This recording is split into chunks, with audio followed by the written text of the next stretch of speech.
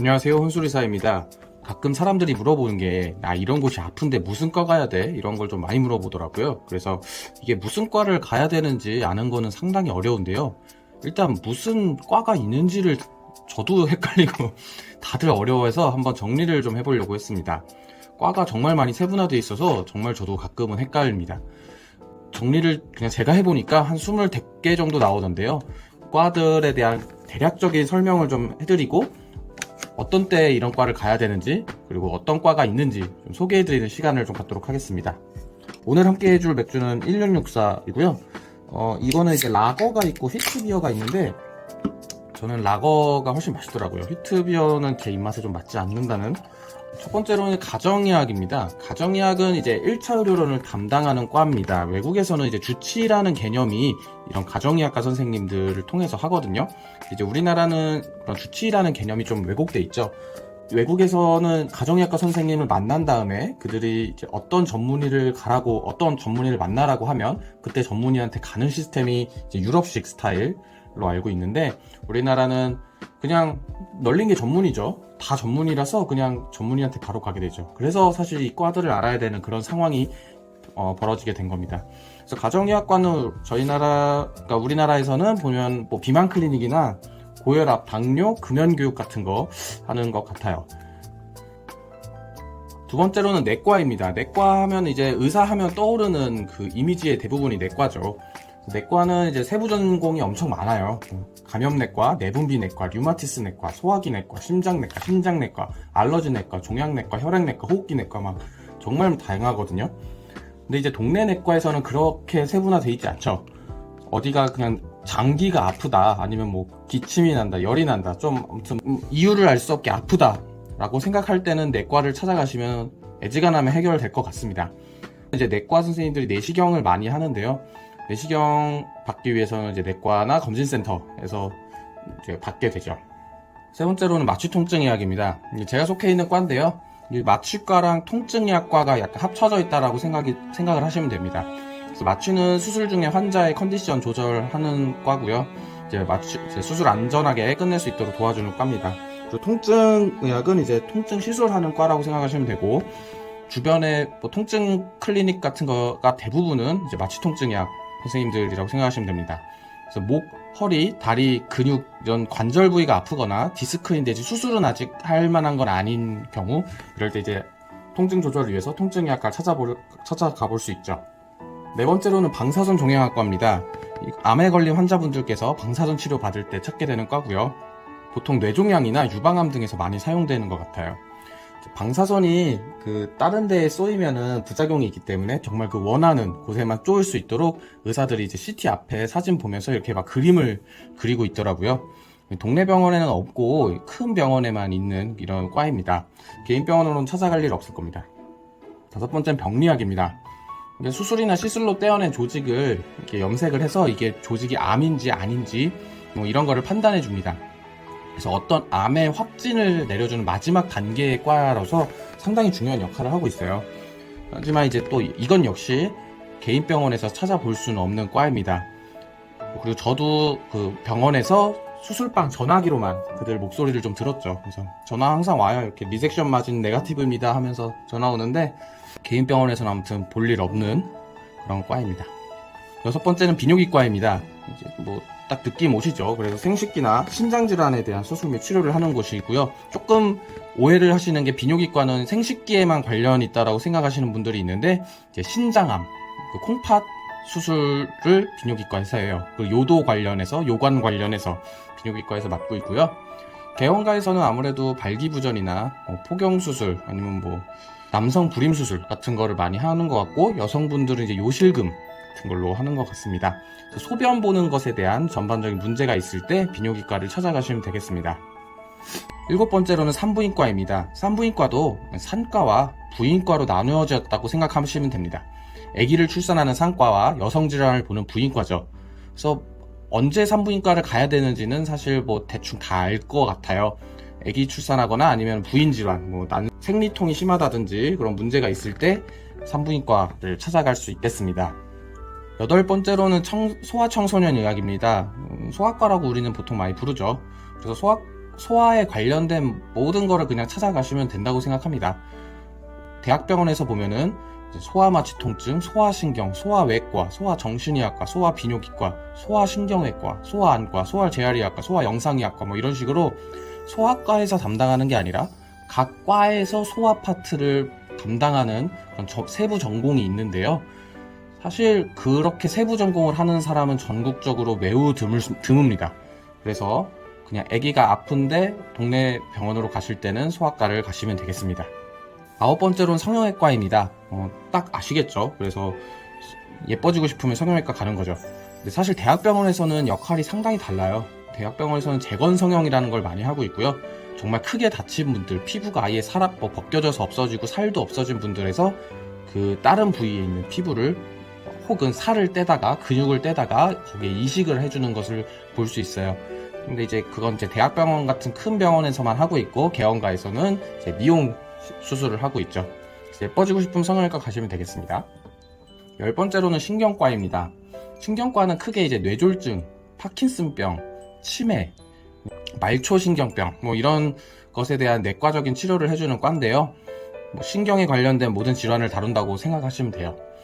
네, 하지만 이런 것들이 대부분은 큰 센터에만 있어요. 신경과는. 그래서 개원가에서는 사실 거의 찾아보기 힘들고요. 뇌졸중이나 파킨슨, 치매 같은 병이 있을 때는 동네 병원보다는 이런 큰 병원에서 결국 관리를 받게 됩니다. 11번째로는 신경외과입니다. 신경외과는 병원 관련된 드라마에서 자주 나오죠. 그래서 뇌종양, 뇌출혈 수술하는 뇌수술 분야가 있고요. 허리나 목 수술을 하는 척추 수술 분야가 있습니다. 되게 뇌수술 분야는 뭐 당연하지만 아무튼 큰 병원에만 있고요. 척추 수술 분야는 동네에도 많이 있어요. 정형외과랑 좀 헷갈릴 수 있겠죠. 근데 이제 제가 봤을 때는 척추 수술은 정형외과나 신경외과나 뭐 하는 게 크게 다른 건 없어 보입니다. 그래서 혹시 디스크 같은 거 수술하실 때는 자기가 원하는 곳, 더 좋아 보이는 곳으로 찾아가시면 될 것 같습니다. 12번째로 안과입니다. 안과는 딱 각이 나오죠. 그래서 눈에 관한 모든 거 하는 과고요. 다른 과에서는 건들지를 못하는 과예요. 그냥 눈이라는 그 한 장기만 스페시픽하게 보기 때문에 동네 병원에서는 이제 눈이 안 좋거나 안 보이거나 뭐 불편하면 가면 되겠습니다. 13번째로 영상의학입니다. 저희가 보통 찍는 엑스레이나 CT, MRI 같은 거를 판독해주는 진단적 영상의학과가 있고요. 아니면 이제 인터벤션이라고 해서 시술을 하는 영상의학과가 있어요. 하지만 이제 인터벤션은 큰 병원에서만 하고 있고요. 그럼 판독해주는 건 동네 병원에서 있죠. 근데 직접 찾아가시는 일은 크게 많지는 않고 보통 다른 과에서 진료를 받고 MRI나 CT를 찍고 오세요 라고 하면 영상의학과에 가서 개원한 병원에 가서 영상을 찍고 돌아가서 진료를 받는 그런 패턴을 보여주고 있습니다. 그래서 먼저 어디가 아픈데 영상의학을 찾아가는 일은 사실은 없을 거예요. 14번째로 외과입니다. 외과라고 하면 이제 신체 내부 장기에 대한 수술은 거의 대부분 한다고 보시면 돼요. 함도 체외과, 대장학문외과, 내분비외과, 신췌장이식외과, 위장관외과, 유방외과, 혈관외과, 소아외과, 외상외과. 저희 그 아산에서는 이렇게 있었거든요.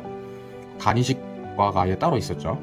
그 유명한 이국종 교수님은 그 외상외과를 담당하고 계신 분이고요.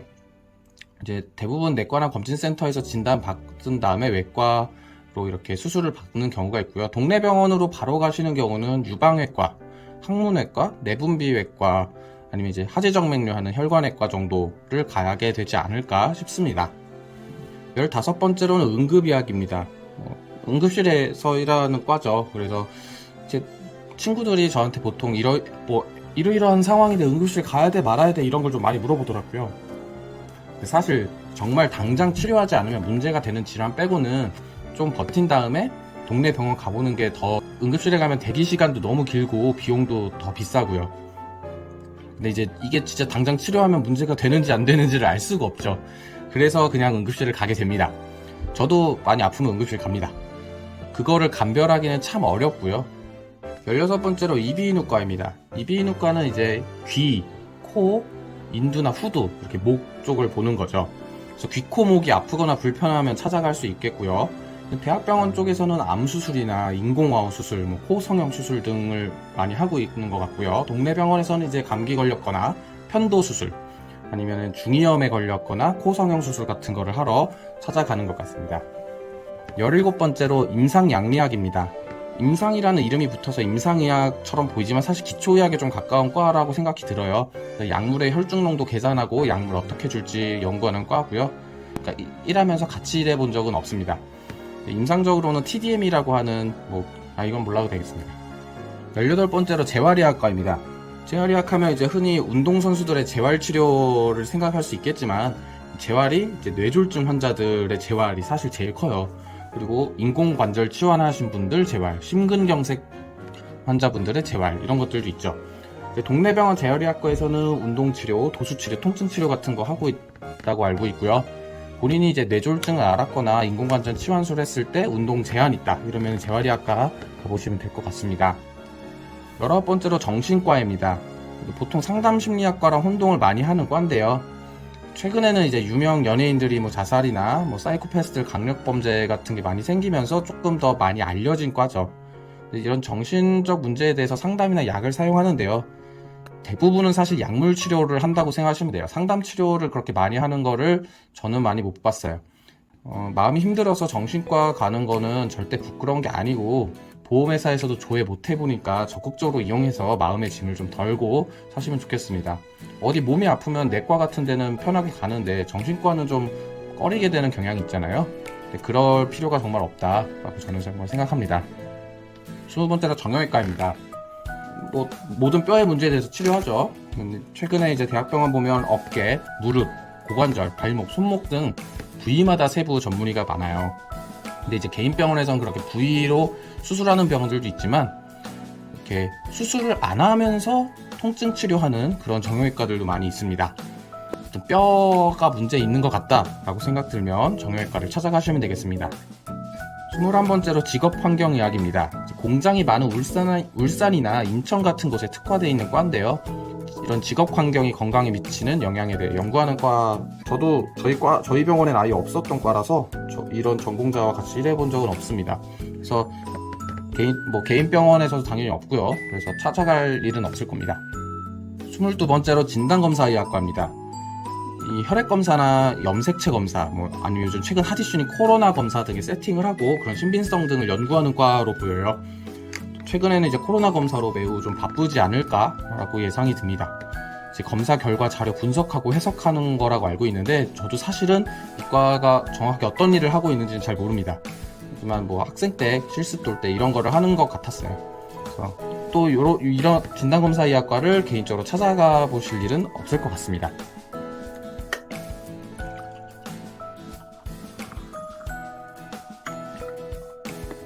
23번째로 피부과입니다.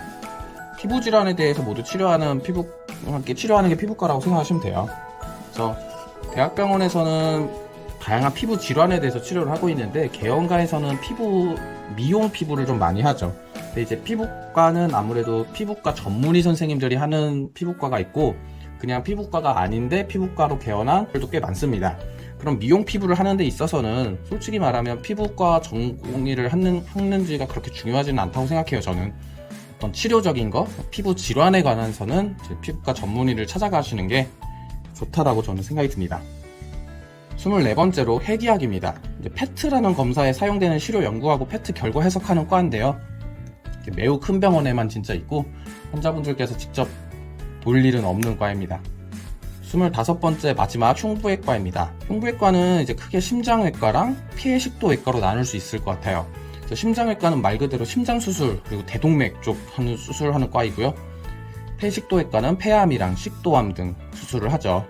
그래서 개인 병원으로 흉부외과를 본 적은 없을 거예요. 이건 정말 집중치료실도 필요하고 상당 개인 병원이 커버할 수 있는 그런 게 아닙니다.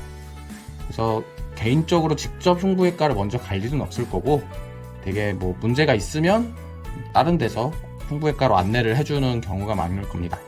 그래서 지금까지 제가 그냥 정리해본 대학병원 과들에 대한 설명이었고요. 이렇게 말하다 보니까 이 과가 진짜 많다라는 생각도 듭니다.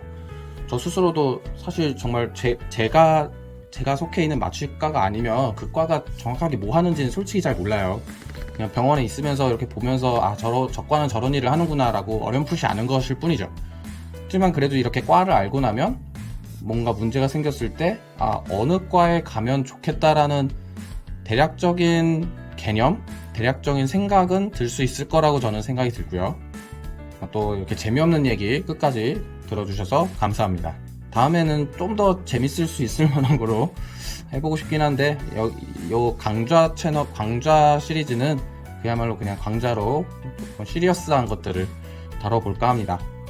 다음 맛집 영상에서 뵙겠습니다. 빠잉!